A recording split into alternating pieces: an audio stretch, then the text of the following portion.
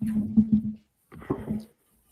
we're live, Joe. We're going live, baby. Welcome to Tequila Talk with Joe Walsh, the illustrious former congressman. Hey there, my little Jewish brother. How the fuck are you, my little favorite Jewish brother? I don't even know why I try to do anything even slightly formal. I'm doing great. How the fuck are you? You know that's an utmost sign of affection out of me, baby. I know that. Right. I know that.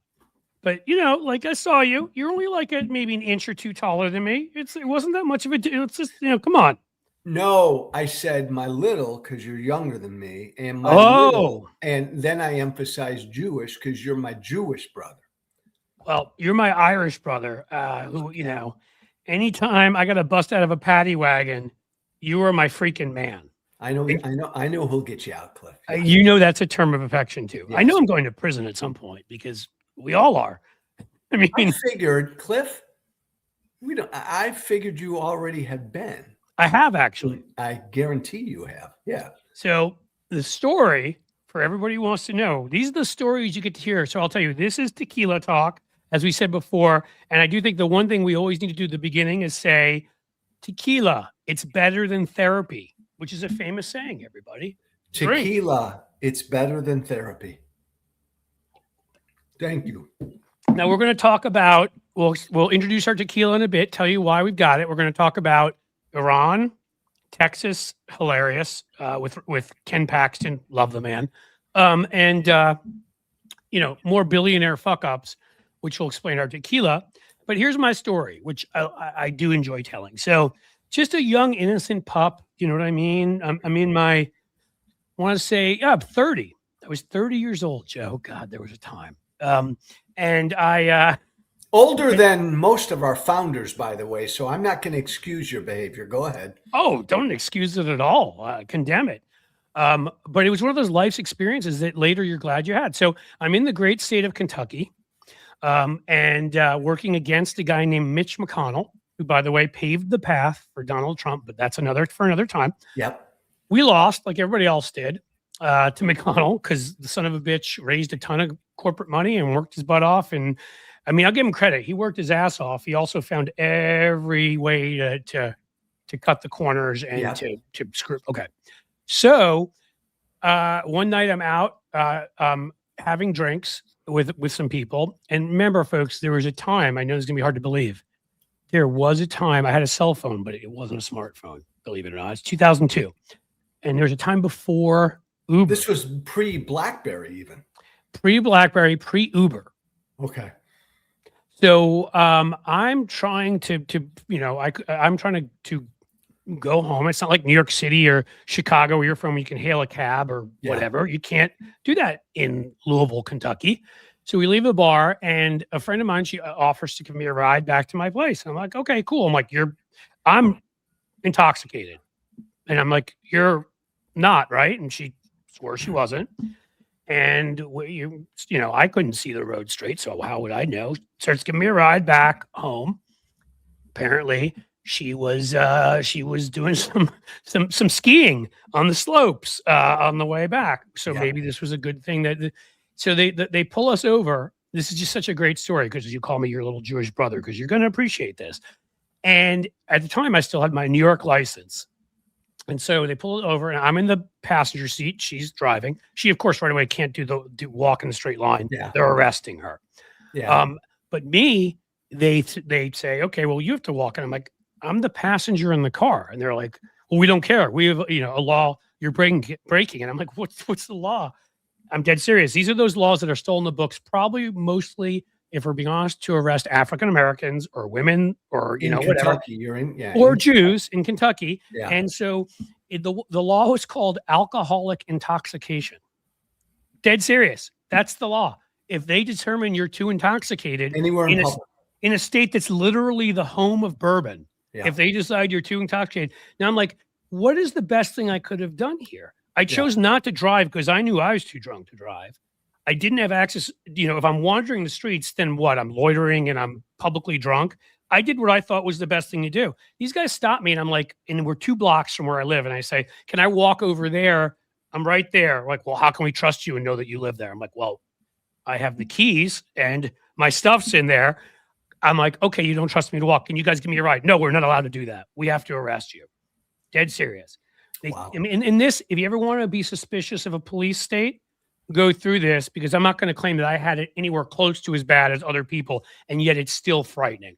They handcuff me, hands behind my back, so tight I can't move them, throw me in the back seat, and look at my license, of course. New York license, blah, blah, blah. I have no idea. There are all the German names that are, and my name is German Jewish. I don't know if they knew I was Jewish. They knew I was from New York City, though. Hey, by the way, for the record, just to interject, everybody who's in here listening, watching Tequila Talk with Cliff and Joe, an Irishman would tell this story in 20 seconds.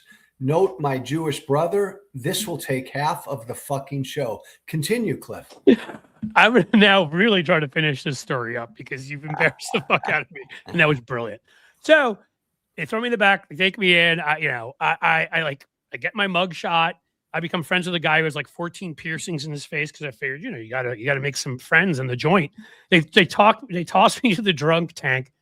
And I swear to you, the rest of the night was one guy lost his shit at some point, screaming, yelling, and they had like 4 guys who had to tackle him and put him in a room. I'm scared out of my mind, basically, but I'm trying to not be. They gave me a great moldy sandwich of, I think it was like Wonder Bread and like cheese and like bologna from 1972. Didn't eat it. And then I kept trying to ask questions about when I would get out. And I can imagine, I really do. I think about this sometimes with how they treat people in some of our places.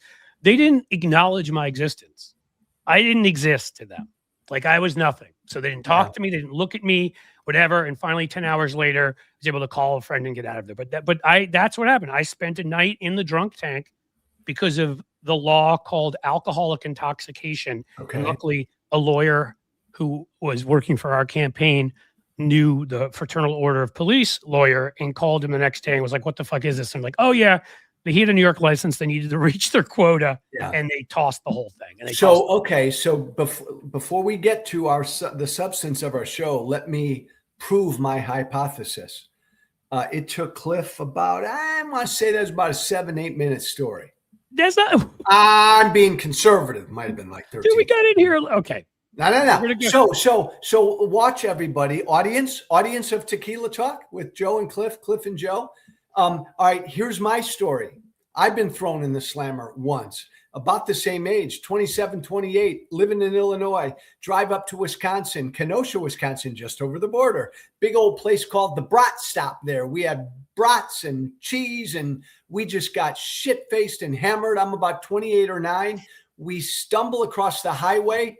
I see a hotel. I don't know why I went into the hotel because we were going to drive back home. I went into the hotel, into the hallway by the lobby, dropped my drawers, and I started taking a big old piss right in the hotel hallway. Just so happens a police officer walked in the lobby, grabbed me, threw me into the squad car. Well, were you pissing while he grabbed you? I was in midstream. Oh my God. Did you get him? And by the way, Cliff, I'm an old guy now. I was younger. So when I say the stream was strong, is what you're saying. The force was strong with you back then. So did you hit him? No. He was like bigger with than the stream. I mean, I got his shoes. Okay, I did in the kerfuffle. I got his shoes. I peed on his shoes accidentally. Grabbed me, put me in the squad car, threw me into jail. It was a Saturday night. I had to stay there all day Sunday because it was quiet in Kenosha, Wisconsin. My buddy came Sunday night and got me out. There, done. Let's get to the show. Dude, that was 2 minutes. Not too bad. But what you don't get here is look at what I have on the wall, which you maybe can't see here. The gift of the gab. I kissed the Blarney Stone when I was over there because I'm a writer. That's what you Irish guys are supposed to be. James Joyce wouldn't have told that story in 2 minutes. No, well, you got to give the color. You got to give the warmth. And I love Joyce, but I tend to write poetry, so I just get right to the point. But Cliff, this is what's also, let's get to this show, but this is what's cool about this show. Neither you or I is really very politically correct. Irish Catholic, right? What's the rap on Irish Catholics? Man, they love the bottle. We love to drink. Right. My Jewish brothers and sisters, especially my Jewish brothers, man, they can tell a tale. They can spin a yarn. Baby. We can. There are a lot of us who are writers, and I'd throw in the drinking part. Mostly no. Mostly Jews are not what you'd call on the tougher end of the spectrum. But one exception to that, and I kind of bonded with, I guess, new congressional candidate Lev Parnas over this when I was when we were together about a week ago at the State of the Swamp, which is I'm a quarter from Odessa, and my grandfather from Odessa I mean, the man had a martini every night, and he lived till he was 99. When he was 97, he'd still come out when we played doubles tennis and still hit a ball. So he knew what he was doing. So you know what I think, Cliff? I think your great grandmother, some big strapping Irish Catholic boy, had his way with her. And you got a little bit of my gene, baby. It's possible. We in the shtetl, they didn't discriminate much when it came to those of us they chose to not give choices in the matter, I would say. So what's on your mind today, partner? Well, what I thought would be great to talk about, first of all, is Christi Noem. That deserves a shot. That deserves a full shot. Well, so let's do. Rotten hell is too nice. May her plastic surgery start to droop. May she run out of outfits to dress in, and may she not have an expensive enough airplane to be on with Corey Lewandowski. Is what I wish on her. Now, so I wanted to start by making fun of her. Go ahead. And by the way, again, this is why you and I are such a good combo, because your instant reflex, and I mean this lovingly, and I respect it, is to make fun and to take a shot at her. And Cliff, I respect the hell out of that. Whereas my instant reaction is I generally just want to, oh my God, our democracy's dying. Look, I know Christi Noem. She and I got elected together. We served together. Right. Her story, Cliff, is the story of my former party. She was, not only has she changed a whole bunch physically over the last number of years, months, weeks, days, but I mean, she typifies every member of my former party who claimed to be Tea Party or whatever, and then they got on the MAGA train and they became radicalized. She made that ugly transition, and she put herself in this position where she is the personification, Cliff, of cruelty, hate, and fear. You're exactly right, right? And you know her in a way. I got to turn my phone off because it just keeps going. But, and I would ask you this. What? These are the kinds of inside stories you can share with people. I'll tell you. No, but I mean, the thing is, and I'm just going to, again, like, I'm just going to say this. So if people get offended, they get offended, whatever. She naturally was a pretty woman, right? She was an attractive woman who when I remember when she was elected, looked like a human, looked like a regular person. And it's almost like the personality degrades in the same way as the Mar-a-Lago, like plastic surgery deforms your outside. Your inside is deformed by MAGA. They're the same thing. As she came to look like this ridiculous caricature of what Trump thinks a woman should look like, as opposed to just being a natural. She looked like a natural Midwestern, woman when she was elected. And I don't know whether she was smart or not, or any of that stuff. You would know that better than me, because she wasn't there that long, I guess, before she ran for governor. But I don't remember her sticking out anyway and being like a lunatic in that class the way I do some people. Hell, you were more of a lunatic than she was. Yeah. So, I understand why, knowing her, right? But you'd say that. But I really do wonder on some level, again, once you deform yourself in that way, you just are willing, and you keep going, and then it gets harder to go back, right? You've gone too far. So, the point of no return, as in a great movie about somebody who's pissed off and a little bit MAGA-ish, falling down, Michael Douglas, when he's like, do you know what the point of no return is? It's when you've gone so far, you can't go back. I know that sounds basic, but if you knew the context of that movie, he already knew he was going to end up not in a good place. I won't. Hey, Cliff, this is what, again, I say this with all the respect in the world. You are a damn good writer. And thank you. You're making a very interesting, cogent comparison. And I will buttress what you say by when she went to Congress, very pretty woman, comes from out West. She was a good, simple, kind of Tea Party believing woman, balance the budget. We got to, like a lot of all of us talked about. the establishment grabbed onto her right away and tried to give her a profile, Boehner and Eric Cantor, because here was a pretty woman from the West, country, and they wanted the Republican Party to have that look. But then again, all of us had to make a decision. She made it early on to jump on the Trump train. Did she? Yeah. And I will say this, Cliff, if I'm going to criticize her, she was always about advancing that face and that name. That always seemed to be. It's a shame. I mean, again, that's the personality type. Again, and that's sort of what I want to ask here, because there's fascinating stuff here, right? Like there is. Did you see the movie Nuremberg? Yes. So, what's his face playing the psychologist who played Freddie Mercury? Can't think of his name. He ended up committing suicide because he was so depressed. He wrote a book about how the Nazis were not unique, which back then was the thought. I don't know how they thought they were unique. I mean, did they not read about Genghis Khan and people? I don't know. But in any case, this is a unique phenomenon, this kind of thing. And he kept saying, no, this can happen with anyone, that humans have this capacity for this kind of evil. So question I end up trying to ask myself with some of these folks are, one, and then I'm going to ask you, and you don't have to answer this because this is a personal question. But one, she got there and she was nice and everything, but could you see in her that need for attention? I could see, Cliff, I could see she wanted to be a climber. She wanted to climb that ladder. She wanted to be noticed and recognized and looked at. Okay. That's the first question. The second one, and again, answer only if you will. Could you have become that? In a fucking heartbeat. So you think, because the cruelty, you get, I'm sorry. See how I'm you sorry. get outraged when you see a 5-year-old separated the way I think any normal I'm sorry, Cliff. I misunderstood what you said. If I had decided to sell out to Trump and MAGA, I could have been a rock star. I thought that's what you were saying. No, I know you could have been a rock. I've seen you give a speech that I showed last week where you the whole room, I think, was ready to make out with you. I know you could be a rock star. It's more. So fun to could you have lived with the cruelty? Could you have lived with? Oh God, no. Yeah.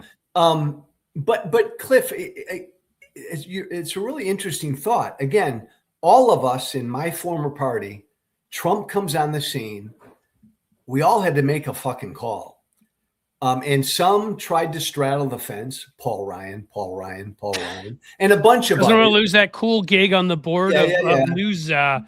Some gave him a lukewarm embrace, and some fucking got down on their knees, prostrated themselves in front of him, and they were all in. She became that. And that, I think, to your point, then she went all in. Right. With mentally, spiritually, physically, every which way. And it's the damnedest thing, Cliff. Like she really all she wanted to do in this role was please Trump. Fuck Trump, by the way. Christi Noem sucks, but this is on Trump and Stephen Miller. But all she wanted to do, Cliff, was please Trump. And I think changing her appearance was part of that. But like compare her to Pam Bondi, Cliff. Mm-hmm. Pam Bondi went in front of a congressional hearing, and no matter what you think of Pam Bondi, well, the whole thing, that whole act was. But this is the important point. She went in front of a congressional hearing a couple weeks ago, and she fucking went to war. She did everything Trump wanted her to do. Christi Noem is incapable of that. The other thing I'd say about Christi is she was never really good on her feet, and you can just fly over her. So there was a moment, if you watch the hearings, any of them, and I didn't watch all of them, but I watched some of the clips. There was a moment when Cory Booker was going after her. And that was the moment, I didn't know she'd get fired, but that was the moment when I knew she was done. Because she's had this fire with these other ones where she kept fighting and hitting back and doing all of this. And Cory Booker just finally was like, he finished up. He was sort of like, you've been terrible at your job. You've broken the law. You've gone beyond the budget. You've done that. You should step down immediately, or you should be removed, blah, blah, blah. And she's like, well, thank you for that. And she sort of had this look on her face.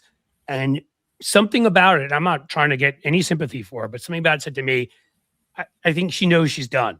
Hey, but because Cliff, she didn't have that spirit of fighting back. you're a political animal. I still don't understand the politics of why Trump did what he did. It's like he's acknowledging I fucked up, and Trump hates to do that. Right. I think with Trump, what I try to say to most people is, don't try to overanalyze why he does something. Yeah. It's like I try to compare it to, and it's not nice. I almost feel like sometimes to my cats. But I try to say, it's like when I want to put that up there for a second. It's like when my cats hear a sudden noise and jump.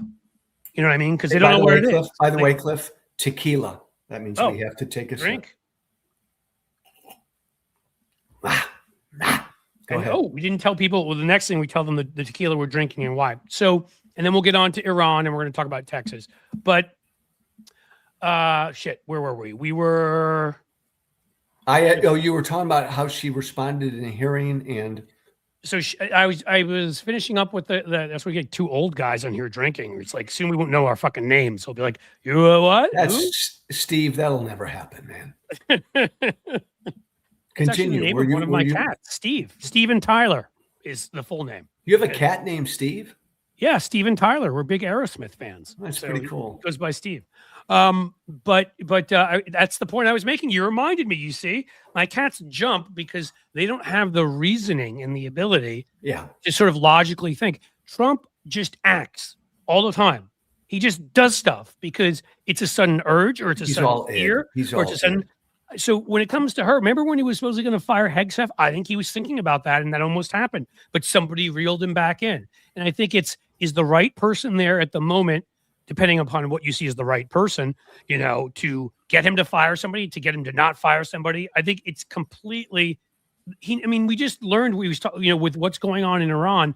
He has literally no plan for, and he has no plan for what we'll do after we'll take over, for what happens with the stock market right now. He has no plan. Once, of course they're going to close off the Strait of Hormuz and oil prices go up. And there's just, which maybe is to help Russia for all we know. He's incapable of thinking 1 minute ahead of him. He's just utterly incapable. Right. And I think the other big point is, look, Senator Mark Mullen. I always mess up his name. He's got one of those names from Dukes of Hazzard. But it's like I'm Mark Wayne Mullen from the great state of Oklahoma. Mark Wayne. I think it's Mark Wayne, Billy Bob Mullen. But hey, no, right? No, don't you go down that road. Nothing's going to change. Right. These mass federal thugs are going to keep doing what they're doing on our streets. None of this matters. Nothing's going to change. The last point I'll make is Christi Noem worked for Stephen Miller. Stephen Miller was running DHS, period, and is running DHS, and it's all coming from on top Donald Trump. End of story. Right. No, look, they are all there from the moment they get there. Every cabinet member, except for if there's one or two that he's personally friends with, and even that, he doesn't care. He'll throw you under the bus. They're all patsies from the moment they get there. They're good for him because he picks them because they will listen. They'll defer. They are willing to break the law. We had that, and I saved it somewhere, but of course, I don't know where it is, where it said that where it said that Trump had actually picked Christi Noem after he read the dog anecdote. Yeah. Remember he was impressed by the fact that she shot a fucking puppy in the head. That makes me want to do things that I won't say because they're illegal, myself. But the fact that someone would shoot a puppy in the head, and I did love that moment that Tom Tillis just ripped her over that. If you saw that. But I did. But respectfully, Tom Tillis, all you're going to get is a golf clap out of me. Oh, right. You voted for her, and wait. You're not running for re-election, so now all of a sudden you got a little drink of courage. Come on, buddy. But you know what he does, and that's the thing I wrote to say. He still doesn't, because they go and they vote for the Iran war resolution, and he and Murkowski and Collins and all of them, only Rand Paul stood up to Trump on it. All the rest of them caved, and it's like, you calls yourself a moderate, Susan Collins. I don't want to ever hear that shit from Lisa Murkowski again. Honestly, she voted to block the Epstein files from coming out. She voted, against there having to be a war resolution. Fuck her, honestly. And the same with Tom Tillis. You're retiring. You still don't have the courage to vote against his illegal war? It reminds What me, is wrong Cliff, with you? so much reminds me of one of your former senators there, Rob Portman in Ohio. Even after he said, I'm done, I'm not going to run again, I'm out, he still like voted for and supported Trump on everything because he wanted to stay in the Republican club. Hey, Absolute the other thing, coward. Yeah, the other thing, Cliff, that pisses me off is I'm reading a lot and I'm hearing a lot of Democrats saying the following: that war is illegal and that war is unconstitutional. That war makes no sense. There's no end game. It's all fucked up. But if Trump asks for more money for the war, I'm probably gonna vote for more money because Joe and Cliff, we're already there. Oh my God, if Democrats do that, Cliff. I know. I know. I mean, again, chicken shit stuff. We interviewed somebody on our show yesterday, Kelly Thompson, who's running for a district that is hard as shit to win, and yet this is the kind of cycle where she could win, who talked like a normal person. She was awesome. Was it Indiana 3? And in the, in the end, she sat there, and what I loved the most, and she was like, nope, not supporting Hakeem Jeffries. And I just want to hear that from more and more people, because again, the leadership there in the end, if they are willing to keep funding this crap, I mean, it's like when you give in on some of the ICE stuff, like, we're going to stop ICE. Oh, well, okay. Masks are okay. You can wear a mask like you're robbing a fucking bank in a 1920s movie, but you can't. I mean, it's absurd. Cliff, Have some fucking courage. I'll give you some media inside baseball. And by the way, that's, again, no Democrat should vote for any money for this war. No. A school has been blown up and there are 165 fucking children dead. And it was unnecessary and illegal. It's illegal and unconstitutional. So a little media inside baseball. I've turned down 3 media appearances this week because I told the producers, the bookers, the war is illegal and unconstitutional. My commentary stops there. I'm not going to talk about the merits of the good or the bad. It's illegal. It's unconstitutional. It begins and ends there. And every single producer said, Joe, that's a cool take, but no, we need to have you talking about what's going on in Iran and the merits and the good and the bad. But because I don't want to get beyond the constitutionality of it, they said, sorry, can't come on. Yeah, go ahead. I mean, I guess it's really a weird position because I believe that this is an illegal, unconstitutional war. Why are we talking about whether it was a good idea or not? I mean, it's ridiculous, but I have to show you something that's hilarious because I like making fun of our people that come in here to try to rip us. Oh, cool. These 2 guys would have surrendered to the Japanese and the Germans in World War II. That's the 2 of us from Christopher James. Hey, Christopher, do you know how World War II started? Slightly different than how the Iran war started. Do you believe that Pearl Harbor was hit, or was it like the moon landing that we faked? And also, I know you don't like it when I make fun of people. No. Can I make a correction? This is why I love you. I won't do that. I will not make fun of Trump voters. That's me, Cliff. I expect you to, brother. I mean, when somebody wants to you want to compare this war, and I can actually do it and even discuss differences between this and the Iraq war, between this and Vietnam, between this and Korea. But World War II, I mean, you picked one where we were literally attacked. Even if you wanted to throw the Holocaust aside, even if you want to throw the invasion, Germany invading and taking over every country in Western and Eastern for the most part until they made the Napoleon mistake in Russia, but like, even if you want to throw all that aside, we were fucking bombed. Like there was a response. So Cliff, here's the other thing, and this is probably Christopher James. In the last 5-6 days, I talk to MAGA every day. There are some MAGA that are really pissed off about this. Yeah. They reflect what Marjorie Taylor Greene's saying.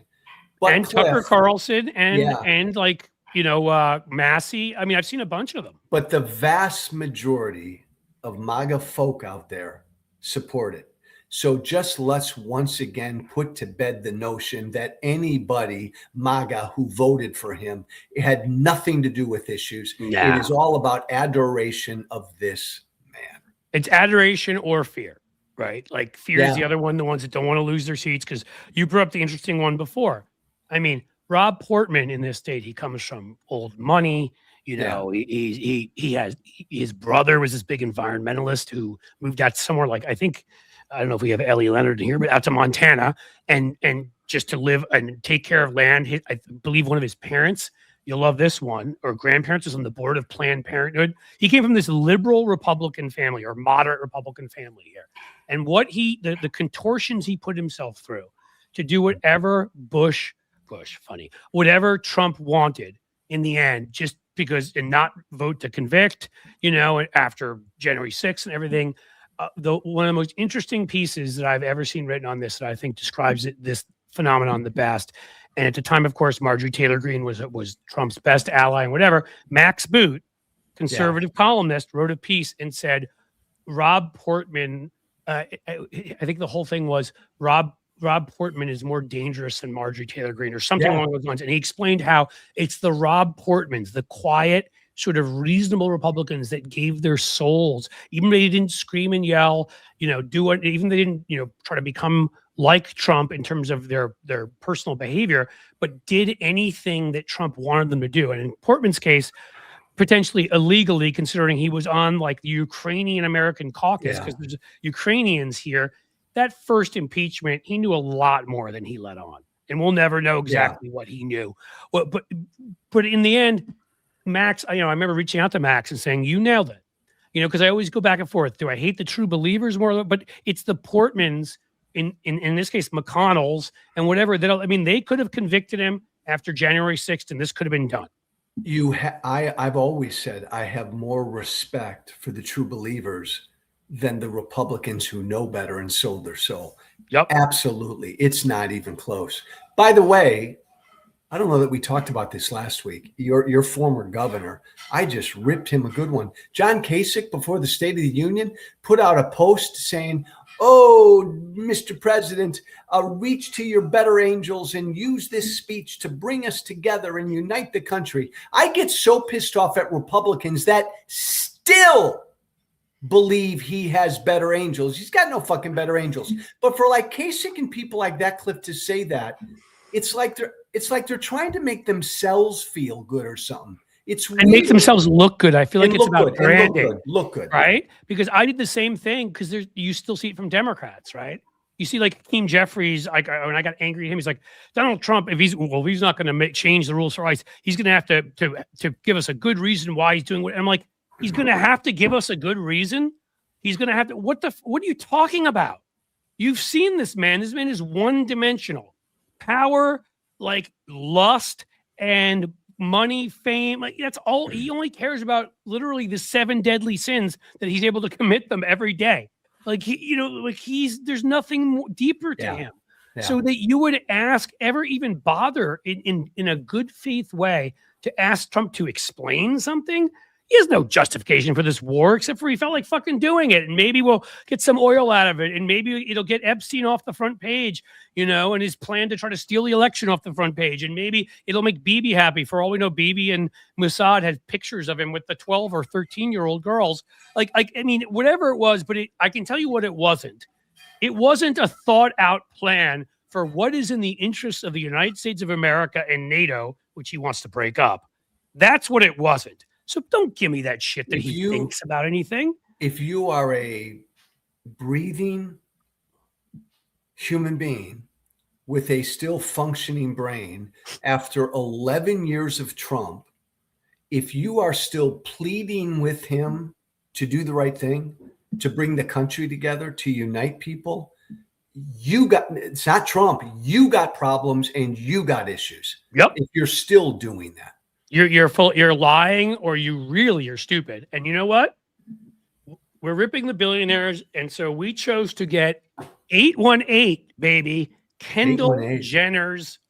I'm not a huge fan. I got to be honest with you. I know it's supposed to be a higher end. I had to, for the first time, because I have most of these other tequilas, go and like spend $30. I want my $30 back. I mean, it's a business write-off, so we're okay. But you know what? Like I had to go do that, and I realized in the end, you know, I'm like Kendall Jenner. I started doing the math of it, who the mom is and stepfather. I'm like, oh, that's right. You must have been a huge fan of Kardashian because I remember that you thought OJ was innocent. So that's what I figured, right? Wow. You're not going to even take the bait. You're not going to even. I'm not going to take the bait. You can ignore me. Okay, that's cool. I'm going to ignore that. I'm not going to take the bait. And we don't have to talk about this now, Cliff. But like a big part of your thing, and you believe it generally, is ripping on billionaires. I totally respect it. You and I utterly disagree on the issue of billionaires, I think. Let's not get into it now. Save that for another day. I think that would be a fascinating. But I want to be clear. And we may completely disagree. I don't think being a billionaire makes you a bad person, if that's what you think I think. I think that the people that set out like sociopaths to control everything, there's a relationship between, and a lot of them overlap, the Epstein billionaires and the private equity billionaires who steal pensions and jobs, and the healthcare billionaires that let people die instead of giving them healthcare that they actually agree to give them in the contract. And I view them all as predators. But I've known a few and met a few along the way. One who I would say I don't know him well, so I'm not pretending to be close, but we've had conversations. Mark Cuban has always seemed like a great guy to me. So I don't, he really does. Like, he's just a good guy. He's a regular, he's funny, he's interesting. So I don't judge, and I know other people that if they're not billionaires, they're somewhere up there.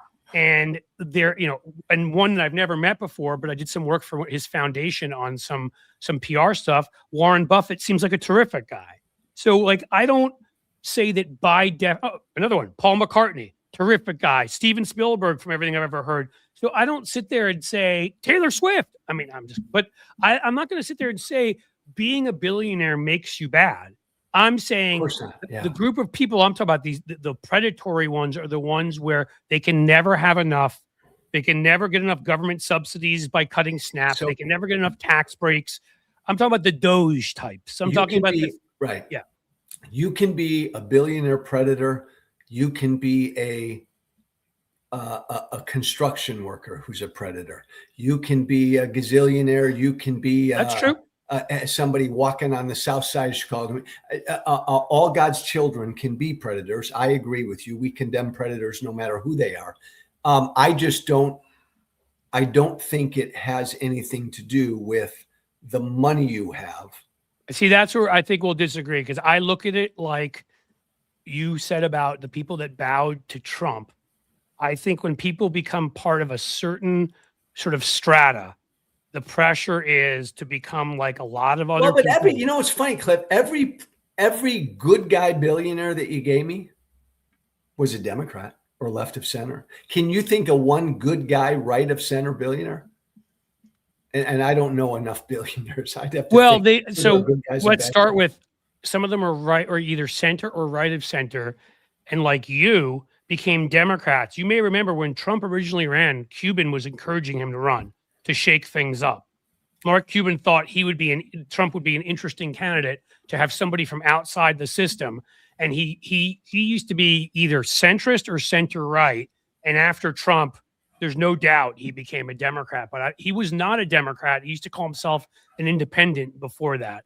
I don't know if he's a billionaire, but he certainly is worth a shitload of money and whatever. Someone like Schwarzenegger was a Republican. He was a very moderate Republican, but he was fiscally conservative and all that. He, remembering his dad, who the Nazis broke in Austria, basically broke his dad as a person, and he told that story, became very anti-Trump. So I do think there are right of center people with lots of resources who have ended up being Democrats because of Trump. But I will put a lid on this because I want to get to the Texas race because it's fascinating to me. I believe in freedom more than anything. Yep. More than anything, you are free in this country to make as much money as you want to make. And I love people who do good with it. And you and I don't like people who are predators. I mean, that's fair. And we can agree on that. I think the only thing I'd add to that is I think we've let it reach an You would tax them higher than I would. Well, yeah, because I feel like we've let it, because, Louis Brandeis, right? Supreme Court, famous quote. Of course, I picked the Jew, but and the famous quote is, you can have vast levels of wealth disparity, or you can have a democracy. You can't have both. And Save that. Because, and I'll get in trouble here, but save that because we'll get to this another day. I have no issue with income inequality. Okay. I don't argue over that. No, book that. Lawrence, book that because that's a topic for another day. It is.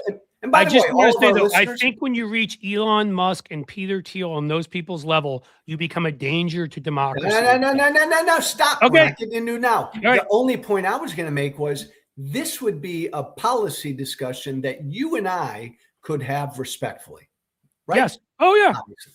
Hey, look, somebody threw Bloomberg in there. He's another one who was right of center, certainly on economics, on foreign policy, on certain issues, but he was very pro-immigration, pro-choice, pro-gun control, and Trump pushed him into whatever. You're right. Let's move on because Texas, baby, Texas. So I love Ken Paxton. You love Ken Paxton the way I do?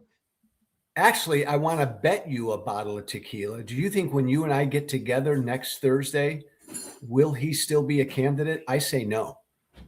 Ooh, why not? Do you think they're going to force him out? Trump's laying the law down all day today, basically signaling that he's going to endorse Cornyn.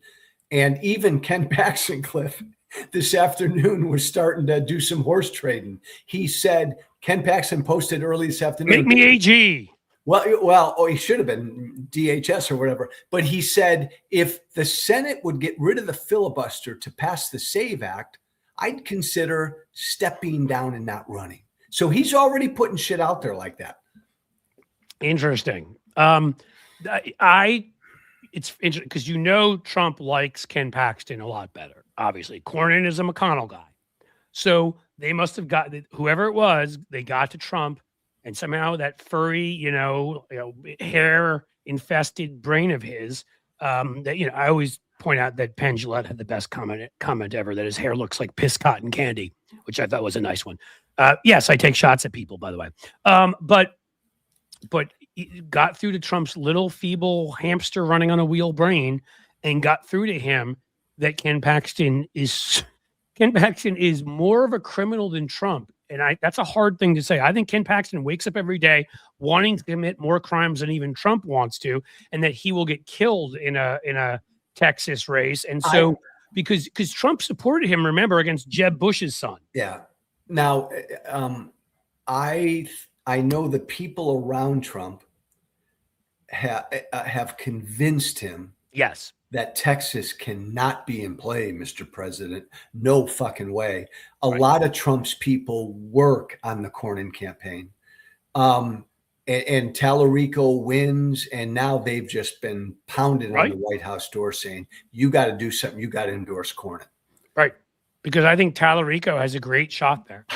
And again, that I'm proud of, I think what Jasmine Crockett did, getting up, because the people that let the personal animosity. By the way, she got fucked in Dallas County, Cliff. Yes, she did. Utter voter suppression. I'm not saying it would have changed the result. That's her home county. A lot of African-American voters in Dallas County. And Republicans screwed the fucking rules to keep people from voting. Yeah, but the interesting thing to me is, maybe they were lying, their belief, anyhow, was that she'd be easier to beat. That's what Republicans believed. Black woman, whatever. They made that clear. They wanted her to be the nominee. So I often think to myself, when it comes to Trump's crew, and all of these people are now extensions of Trump now, it could be evil, but it could just as easily be incompetence. They don't know what the fuck they're doing. Yeah, they redistricted mid-decade. They could have just screwed it up. There's no doubt that it still suppressed the vote, and she was still screwed by it. Don't get me wrong. I'm only saying, why would they try to hurt her when I think they wanted her? Now, I think either of them could have been great candidates to win in Texas. I think both of them had different strengths and different things going. But I'm so proud of her the way I would be proud of him if the roles were reversed. In that, it's tough. Even losing a race, losing anything. She lost a primary. It was tough, and she woke up and gave such a wholehearted endorsement the next day and said, "All my people get behind, Tyler," because she realized that before ego, there's lives on the line here. There's people that are going to be hurt. And so you know, that's going to be interesting because you're right. Because if it was Ken Paxton, if he were the nominee, because I think he'd win. I think if they have, I think the other dude got 13.5% of the vote. So in the runoff, Wesley Hunt, I think most of that vote goes to Paxton. Paxton only lost by 1% to Cornyn. You know, I think Paxton wins. So I think they're going to try to get his ass out of there as quickly as possible. Let me, and again, I'm going to be the Debbie Downer. I'm going to be the dark Irishman. Don't. But hold on. Let me just lead by saying, congratulations, Tallarico. I would have liked either candidate. Congratulations, Tallarico. I hope Tallarico wins Texas. I'll do whatever I can to help him win Texas. But news flash, guys, this is going to be tough. Oh, Texas is a red state.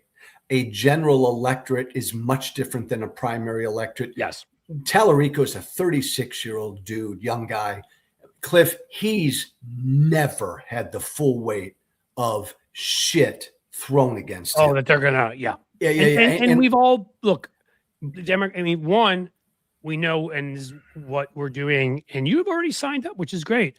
So I can tell people quickly that it'll be a week from this coming Wednesday, 2 weeks. It was when I first got on Substack. I did my 12-hour live stream. Yeah. We've already got you and Julie Roginski, our good friend, and Steve Schmidt, and some other folks have agreed to sign up and join us again. Bill Corbett from MST3K, who joined us last time. And, you know, so, you know, Chris Cluey, the punter, who fought against, you know, former NFL punter. We got a lot of good stuff, more people, but in any case. I want to say one more thing before I hop in a couple. The other thing, Cliff, a lot of this is tone. Like, and I'm saying this as a libertarian right-leaning guy, it pisses me off that Jasmine Crockett, black woman, her tone. If Jasmine Crockett were a white guy and had that tone, it wouldn't be nearly as objectionable. That there's no doubt. Off, right? Oh, there's no doubt. And the other thing I'll say is, look, Tallarico may have a nice, sweet, moderate tone. He's a progressive, good or bad. He is. He's on the left. He is. Good or bad. He is. It's Texas, guys. It'll be interesting if the religious stuff can work, but I just wanted to make the connecting point, which is the reason I brought up that, and we'll tell you more about that live stream, is the live stream's theme is going to be, fuck it. We are, as you said in your speech, we are having the midterms.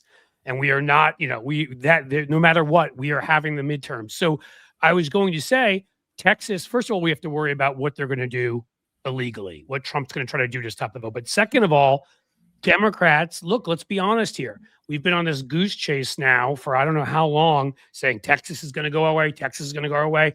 Florida is still in play. Florida is still in play. And we keep getting our asses handed to us in both of them. I'm hoping Alexander Vindman and another former Republican like you, David Jolly, running for governor, can change it. I'm hoping that Tallarico can change it in Texas. But I will never get excited about either of those states again until they prove to me. No, and because I've gotten my hopes up too many times for people that seem like great candidates, and then we lose. Agreed, Cliff. And the last thing I'll say on Tallarico is, and again, I want him to win. I'll do whatever I can to help him me win. Too. I mean, but he was like embraced nationally by all white progressives and the intelligentsia, and they just fell in love with this guy. And I worry that, okay, then they put him here, and oh my God, is again, Beto O'Rourke. I love Beto O'Rourke, right? Right. Remember the swooning over that? No, that was one of those times where I'm like, he came close. He lost by 2.5%, but he still did lose. And in a midterm election against Ted Cruz. This is this will be another midterm general election. I agree. It's going to be competitive. Right. But I will say this, with Daines dropping out, was it today, yesterday? It just got a little, Montana, I know, is a strong, lean Republican state too, but not a Alabama lean Republican state, a lean Republican state that Democrats have won a number of times. In fact, another person we're going to have on that live stream is John Tester, because there's so much going on in Montana. And John Tester, I mean, he just shows you the two fingers. Like he still uses the same combine that cut off his three fingers because it cuts meat well. And I'm just like, this guy's awesome. Hey, brother Schecter. Yes, well, you got I'm hopping Bring it home the final 10 minutes. Tequila Talk, boy. I will. And Joe, I'll tell folks, if you sign up for the social contract, folks, you can join Joe at 7 o'clock. That would be in 10 minutes Eastern. So sweet. For his, he does this with his paid subscribers. And do you want to talk to Joe? I like talking to Joe. I think you should too. So go and become a paid subscriber to the social contract. You get to talk to Joe. Love you, brother. Bring it home. Love you too, pal. Thanks for being here. I will. All right. There's not much to bring home. And I really don't want to bring the mood down too much after what was a really good time. I love talking with Joe and talking politics. We have our differences, and that's what makes it fun. And, you know, tequila, I was trying, we didn't have a last drink. That makes it fun too. But I just want to talk about the criminal act that just took place in Iran with the bombing of this school. And it's not even the fact that it was bombed. It was like, we're fighting a war, and 160, you know, school was hit because schools are hit accidentally at war. See, that's the reason you don't fucking go to war. That's the reason you choose to avoid war. That's the reason why war is it is your final resort always. You don't go bomb Venezuela. You don't go bomb Iran, Iraq, wherever it may be, because in the end, no matter who it is you're fighting against, and I'm not going to go into all of the other reasons we shouldn't be over there. There's constitutional reasons. There's, hey, what comes afterwards? Of course, they have no plan. Again, Trump doesn't have a plan for what pants he'll put on that day, if any. The problem here is when you go to war, you will miss the target sometimes. And that is the reason why it is a last resort. So now 165, 175, I think they're still ending up little children who just were going to school that day and doing what they were supposed to be doing in Iran. They weren't the leaders. They weren't Khomeini. They weren't these theocratic clerics that were murdering people who, yes, are horrible. And I don't feel sorry for Khomeini for a second for what happened to him. It's just, this is not how it should have happened because we shouldn't have gone to war. And now these little children, I mean, again, if you can't sit there, if you have kids, if you don't have kids, and think to yourself, they just were going to school. But Donald Trump and Bibi fucking Netanyahu, two guys who've been either indicted or convicted of crimes, two war criminals, you know, they have to have their wars. They have to destabilize the region, which again, I don't know what the hell is wrong with Bibi Netanyahu, how stupid he is. I guess he's trying to stay out of prison too, because guess what, dude? Once you destabilize Iran, Iraq is already unstable. Syria is unstable. Taliban back in Afghanistan. And then you go over a little further, you get to Pakistan and they have a nuke. Kind of stupid, don't you think? I don't think he cares, because I think he thinks about his people, vassals to him, in the same way Donald Trump thinks about us. We're his vassals. We're just here to serve him. We're cannon fodder. We're people he can bilk out of money, you know, with Trump University and Trump steaks and the Trump ties, which again, if he could learn how to fucking tie a tie so it doesn't go below his dick, that would be nice. But apparently he can't learn that trait. I don't want to go on too much about it, except for to point out that in the end, there are now 165, 175 children. They will never get to grow up. They will never, whatever dreams and wishes and hopes they had, whatever dreams and wishes and hopes their parents had for them, anyone else, are gone. Because Donald Trump and Bibi Netanyahu are fucking Satan and chose to go and fight a war with weaponry that kills large groups of people when they did not have to. In fact, when it was here unconstitutional, I'm quite sure it was probably the same in Israel. These two criminals, and now we've lost them. So yeah, I'm going to keep everything one thing I know, and one thing we were doing at the State of the Swamp, Trump hates mockery, and I will keep mocking every damn thing about him. Every way he's gauche, and every way he's gross, and every way he's trashy, and every way he's stupid, and every way he's fat, and every way he's an ignorant, you know, just ass. Because I don't know if he'll ever hear a word that I say, but if he does, good. Because everyone should mock him and rip him and make him realize he's not what he thinks he is, and he knows deep down he's not. He's a weak, cowardly, little bone-spurred, stupid person who had to have people make phone calls to get him into all the universities he brags about, and a business handed to him. He bankrupted a casino where people hand you money for nothing. He's pathetic. He's a loser. And so is Netanyahu for that matter. And now 165, 175 kids are dead. Their parents will never get them back. They will never get to live out their dreams. So you don't go to war. This is why you avoid it. I didn't want to end on that note. Let's end on a note of, 818. It's not great tequila. I don't recommend it. Kendall Jenner probably never even tasted it. She's like, I just slapped my name on there. And again, her stepdad defended OJ. I couldn't get Joe to buy into that. I wanted to see what he would say about that. But really, the whole Kardashian family, from the ones that defended OJ. By the way, you know who he was on that he defended OJ with. Let's start conspiracies right now, all of us. Ready? He defended OJ alongside Alan Dershowitz. I don't know. Epstein files? Yeah, I don't think he's in there. But I have no idea. In any case, point being, whether I see them on TV, whether I see them somehow sneak into my social media feed, just go away. I don't want to. So 818, I wouldn't recommend. I'm going to tell you that's not my favorite tequila. There are a lot of better ones out there. We each show recommend ones and talk about the ones that we really do like, the ones that we don't like, and we will keep doing that. In fact, we're going to have hopefully an expert on at some point soon, certified expert, I'm hoping, and some other folks, and we'll let you know even more about this wonderful, this elixir, if you will, this wonderful drink. I love doing this show. Talking to Joe is a blast. Sitting here and drinking some good tequila. Well, tequila anyhow tonight is a blast. And I just wanted to thank you all for tuning in. I have a special live coming up tomorrow at 1:30 with Wajahat Ali. It'll be fun. A Jew and a Muslim get to talk about what's going on in Iran. I'm sure we'll talk other things too, and in a way where we actually respect each other, or I respect him. Let's hope he respects me. But 1:30 tomorrow, I'll be joining him. So tune in for that. And as I told you, we'll give you more notice as we get closer. But if you were involved and remember when I did that crazy 12-hour live stream, a year ago, Heather Cox Richardson and Mehdi Hassan and Aaron Rupert and a lot of really nice folks, Brian Karam and Hal Sparks, and I could go on and on. My friend Phil Collin, the guitarist of Def Leppard, came on and played Pour Some Sugar on Me. Bill Corbett has already agreed to come back on, Mystery Science Theater, doing voices and whatever. And by the end, when he came on, 12 hours, I was already hearing voices. I think half the people who were watching would be like, will Cliff pass out and pee on himself? Let's see. We're going to do it again, but there are going to be some more folks involved. It will be awesome. Lawrence Winterman, our great producer, will join to do some hosting, and David Schuster, my co-host, often on Blue Amp, who are Emmy winner, and Ellie Leonard, who you all know from her dogged pursuit of the Epstein files. There'll be some co-hosting, but I will be there for almost all of it.